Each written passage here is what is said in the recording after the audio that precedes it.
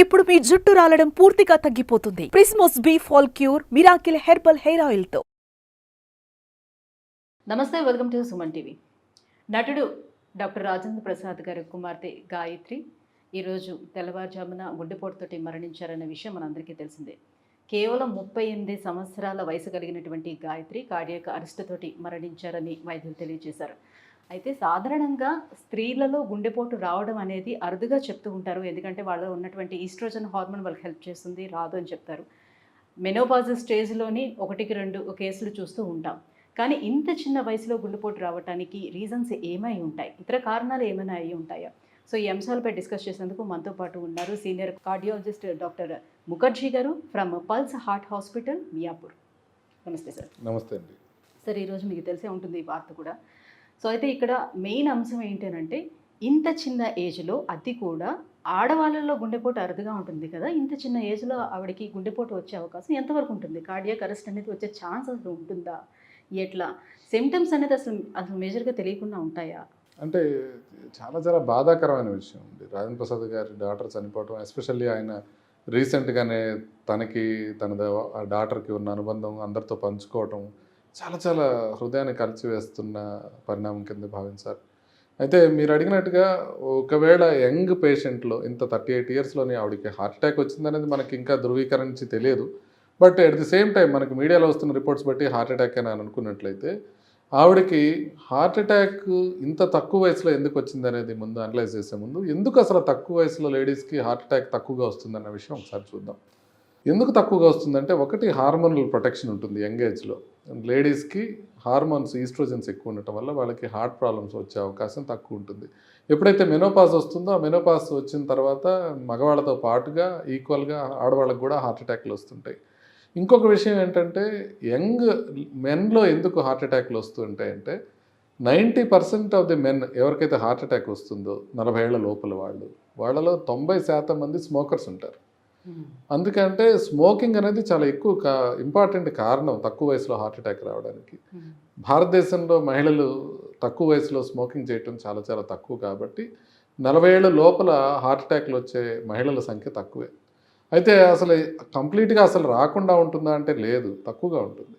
అయితే దీంట్లో ప్రాబ్లం ఎందుకు వస్తుందంటే, ఇది రేర్గా వస్తుందని అందరికీ తెలుసు, ప్రజలకి తెలుసు, డాక్టర్స్కి తెలుసు, అందరికీ తెలుసు. కాబట్టే వైద్యం నిర్ధారణ డిలే అయిపోతాయి.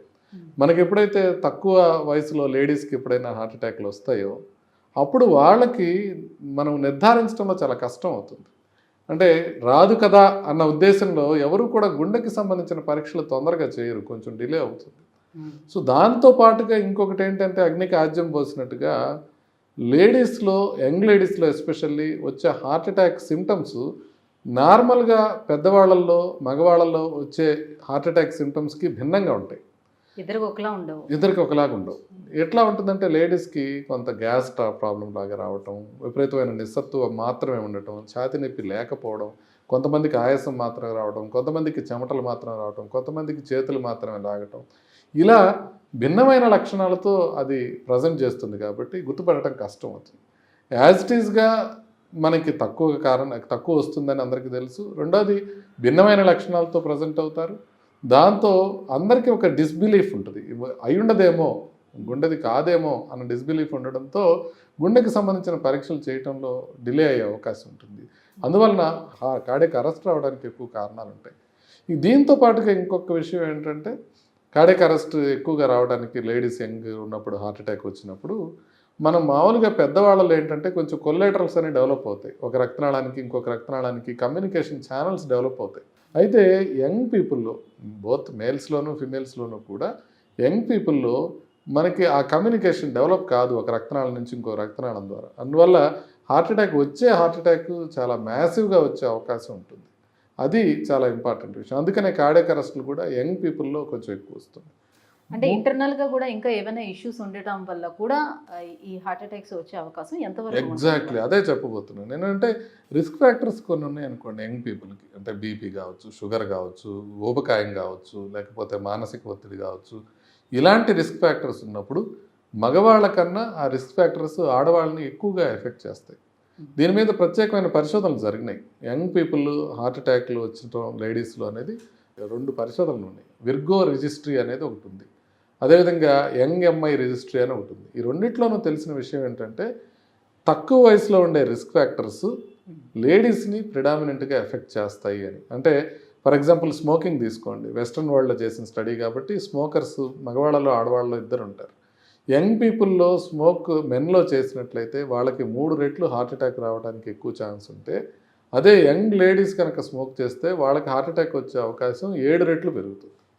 అంటే ఉన్న రిస్క్ ఫ్యాక్టర్స్ లేడీస్ని ఎక్కువగా ఇబ్బంది పెట్టే అవకాశం ఉంటుంది. హార్ట్ అటాక్స్ రావటం రేర్ కాబట్టే మనకి డయాగ్నోసిస్ కానీ ట్రీట్మెంట్ కానీ డిలే అయ్యి వాళ్ళల్లో మరణాల సంఖ్య ఎక్కువ ఉంటుందని కూడా ఈ 2 పరిశోధనలో తెలుస్తాం. సో గాయత్రి గారిని చూసినట్లయితే కొంచెం ఒబేస్గా అయితే కనిపిస్తున్నారు. సో ఒబేసిటీ ఉండే వాళ్ళల్లో లేడీస్లో ఏమనుకుంటారంటే నాకు పీరియడ్స్ బాగానే అవుతుంది కాబట్టి ఇది వచ్చే ఛాన్స్ ఉంటుందని అనుకుంటారు. సో ఇలా ఎంతవరకు చూసుకోవచ్చు? అంటే పీరియడ్స్కి దానికి సంబంధం ఉండదండి. యూజువల్గా పీరియడ్స్ కాబట్టి మనం ఈస్ట్రోజన్కి కొంత ప్రొటెక్టివ్ ఎఫెక్ట్ ఉంటుందని కాబట్టి మనం అనుకుంటున్నాం తప్ప, బట్ పీరియడ్స్ వచ్చే వయసులో హార్ట్ అటాక్లు రావటం అనేది రేర్ ఏం కాదు. కాకపోతే ఎక్కువ కామన్ పీరియడ్స్ ఆగిపోయిన తర్వాత, మెనోపాజ్ దాటిన తర్వాత ఎక్కువ కామన్గా వస్తుంది. ఇక్కడ ఇంకొక చిన్న విషయం మనం చెప్పుకోవాలి. ఒకటి, బరువు ఎక్కువ ఉండటం అనేది ఒక రిస్క్ ఫ్యాక్టర్ అవడంతో పాటుగా లేడీస్లో, యంగ్ లేడీస్లో ఋతుస్రావం అవుతున్న వాళ్ళల్లో ఇంకొక మేజర్ ఫ్యాక్టర్ ఏంటుంటుందంటే ఓసీ పిల్స్ అంటాం, హార్మోనల్ పిల్స్. ఎస్పెషల్లీ ఇప్పుడు పండగ రోజులు ఉన్నాయి కాబట్టి ఏదో ఒక పూజ చేయాలని కొంత హార్మోనల్ పిల్స్ వేసుకోవటం. హార్మోనల్ పిల్స్ వేసుకునే వాళ్ళల్లో హార్ట్ అటాక్స్ వచ్చే అవకాశం ఎక్కువగా ఉంటుంది, ఎందుకంటే రక్తనాళాల్లో రక్తం గడ్డలు కట్టే అవకాశం ఎక్కువ ఉంటుంది. కాబట్టి ఇట్లా ఈస్ట్రోజన్ కంటైనింగ్ పిల్స్ వేసుకున్నప్పుడు వాళ్ళల్లో హార్ట్ అటాక్స్ రావడానికి ఛాన్సెస్ ఎక్కువ ఉంటుంది. చాలామందికి తెలియదు ఈ విషయం, అందుకని ఆ టైప్లో ఆ పిల్స్ తీసుకొని కొద్దిగా ఇబ్బంది పడేవాళ్ళు చాలామంది ఉంటారు. అయితే ఇప్పుడు లేడీస్లో ఈ థైరాయిడ్, పీసీఓడి, డయాబెటీస్ ఇలాంటి ఉండే వాళ్ళల్లో ఈ హార్ట్ అటాక్ రిస్క్లు ఎక్కువ ఉంటుందా? అంటే ఇదంతా ఒక కంటిన్యూస్గా ఒక స్పెక్ట్రమ్ ఆఫ్ డిసీజ్ మా. ఇప్పుడు మెటబాలిక్ సిండ్రోమ్ అని అంటారు, అంటే బరువు ఎక్కువగా ఉండటం, కొంచెం బీపీ ఎక్కువగా ఉండటం, షుగర్ లేకపోయినా ప్రీ డయాబెటీస్ ఉండటం, వేస్ట్ హిప్ రేషియోలు చూసుకుంటే అబ్నార్మల్గా ఉండటం, ట్రైగ్లిజరైడ్స్ ఎక్కువగా ఉండటం, మానసిక ఒత్తిడి, ఇవన్నీ కలిపి మనకి మెటబాలిక్ సిండ్రోమ్ అంటారు అనమాట. ఇలా ఉన్న వాళ్ళల్లోనే మనకి పీసీఓడి కూడా ఎక్కువగా ఉంటుంది. మీరు గమనించినట్లయితే వెయిట్ తగ్గగానే పీసీఓడి సిమ్టమ్స్ చాలా వరకు తగ్గిపోతుంటాయి. అంతకుముందు మెన్సెస్ ఇర్రెగ్యులర్గా ఉండేవి రెగ్యులర్ అయిపోతుంటాయి. కాబట్టి ఇవన్నీ ఒక కంటిన్యూస్గా ఒక మెటబాలిక్ సిండ్రోమ్ ఏదైతే ఉందో దీంట్లో మనకి హార్ట్ ప్రాబ్లం రావడానికి ఛాన్స్ ఎక్కువగా ఉంటుంది. కాబట్టి ఇది ఈ రకమైన అసోసియేషన్ ఉంటుందన్నమాట. సో ఈ మధ్యకాలంలోనే ఫైబ్రాయిడ్స్ సమస్యతోటి యుట్రస్ తీయించుకునే లేడీస్ కూడా పెరుగుతున్నారు. మన దగ్గర అది ఎక్కువగా అవుతున్నాయి ఆ కేసులు. సో ఇట్లా యుట్రస్ తీయించేసుకున్న తర్వాత కూడా ఇలా హార్ట్ అటాక్ వచ్చే రిస్క్లు ఎంతవరకు పెరుగుతుంది? రిస్క్ ఫ్యాక్టర్స్ ఎంతవరకు ఉంటుంది? అంటే ఇది చాలా మీరు వ్యాలిడ్ ప్రశ్న అడిగారు. కాకపోతే మనం ఇక్కడ అర్థం చేసుకోవాల్సింది ఏంటంటే యుటరస్లోంచి ఏమీ హార్మోన్స్ రావు, ఓవరీస్ నుంచి హార్మోన్స్ వస్తాయి. కాకపోతే ఇంతకుముందు ఏం చేసేవాళ్ళు అంటే యుటరస్తో పాటుగా ఓవరీస్ కూడా తీసేసేవాళ్ళు. అప్పుడు హార్మోనల్ చేంజెస్ ఎక్కువ వచ్చి హార్ట్ అటాక్స్ రావడానికి ఛాన్సెస్ పెరిగాయి. ఓన్లీ యుటరస్ తీసేసి ఓవరీస్ని ఉంచినట్లయితే వాళ్ళ హార్మోనల్ సిస్టంలో ఏం పెద్ద మార్పు రాదు కాబట్టి గుండె ప్రాబ్లం పెరిగే అవకాశం ఏమి ఉండదు. కాకపోతే ఓవరీస్ని కూడా తీసేసిన వాళ్ళకి మాత్రం ఖచ్చితంగా హార్ట్ ప్రాబ్లమ్స్ వచ్చే అవకాశం పెరుగుతుంటుంది. కాబట్టి అది మనం గమనించాల్సిన అవసరం ఉంటుంది. సో ఇలాంటి ఇష్యూస్ అన్నీ రాకుండా ఉండేందుకు సో లైఫ్ స్టైల్ చేంజెస్ ఎలా ఉండాలి? అంటే ఈ ప్రశ్నకి సమాధానం సుమన్ టీవీ ప్రేక్షకులందరికీ తెలుసు అని నా ఉద్దేశం. అంటే ప్రజలందరికీ తెలుసు మనం ఏం చేయాలని. పదే మనం కూడా అనేక సార్లు చెప్పుకున్నాం. కానీ ప్రజలకు తెలిసిన విషయాలు పాటించకపోవడం అనేది అన్నిటికన్నా బిగ్గెస్ట్ రిస్క్ ఫ్యాక్టర్ అని నేను నమ్ముతాను. ఎందుకంటే బరువు మెయింటైన్ చేయాలని మనకు తెలుసు, బీపీ, షుగర్, కొలెస్ట్రాల్ కంట్రోల్ చేసుకోవాలని తెలుసు, మనం కొన్ని అలవాట్లకు దూరంగా ఉండాలని మనకు తెలుసు, ఆహారం విషయంలో నియమాలు పాటించాలని తెలుసు, రెగ్యులర్గా వ్యాయామం చేయాలని తెలుసు, మానసిక ఒత్తిడి తగ్గించుకోవాలని తెలుసు, నిద్ర సరిగ్గా పోవాలని తెలుసు, కాలుష్యానికి కొంచెం జాగ్రత్తగా దూరంగా ఉండాలని తెలుసు. ఇవన్నీ మనకి తెలిసిన విషయాలు. కానీ ఈ తెలిసిన విషయాల్ని మనం పాటించడంలో పూర్తిగా ఒక నిర్లిప్తత, ఒక నిరాసక్తత నెలకొంది. ఓవరాల్గా ఇప్పుడు మనం చూసుకుంటే ఇండియాలో ఒబేసిటీ రేట్స్ ఇంకా ప్రతి సంవత్సరం పెరుగుతూనే పోతున్నాయి. మనం అనుకున్నాము మనకన్నా అభివృద్ధి చెందిన దేశాల్లో ఇంకా ఒబేసిటీ ఎక్కువ ఉంది కదా అని. మొట్టమొదటిసారిగా 2023లో అమెరికాలో ఒబేసిటీ లెవెల్స్ తగ్గడం బిగినైనాయి. ఇండియాలో ఇంకా తగ్గడం బిగిన వాళ్ళు ఇంకా పెరుగుతూనే పోతున్నాయి. కాబట్టి మనం ఎప్పుడైతే మనం ఇండియా కూడా మనం బరువు లెవెల్స్ తగ్గటం మనం బిగిన్ చేస్తామో, ఎప్పుడైతే ఒక రకమైన ఆరోగ్యకరమైన అలవాట్లు మనము అలవర్చుకుంటామో, మనకు తెలిసిన విషయాల్ని మనం జాగ్రత్తగా పాటిస్తామో, అప్పుడు హార్ట్ అటాక్లు వచ్చే అవకాశం గణనీయంగా తగ్గే అవకాశం ఉంటుంది. మనం అర్థం చేసుకోవాల్సింది ఏంటంటే 90% గుండె జబ్బులు ప్రివెంటబుల్ గుండె జబ్బులు. మనం వీటిని రాకుండా నివారించుకోవచ్చు మనం గుండె జబ్బుల్ని. Thank you so much doctor. So ఈ అంశంపై మాట్లాడినందుకు చాలా వాల్యుబుల్ ఇన్ఫర్మేషన్ని మా ఛానల్ ద్వారా మీరు మా వ్యూవర్స్కి తెలియజేసినందుకు థ్యాంక్ యూ సో మచ్. నమస్తే.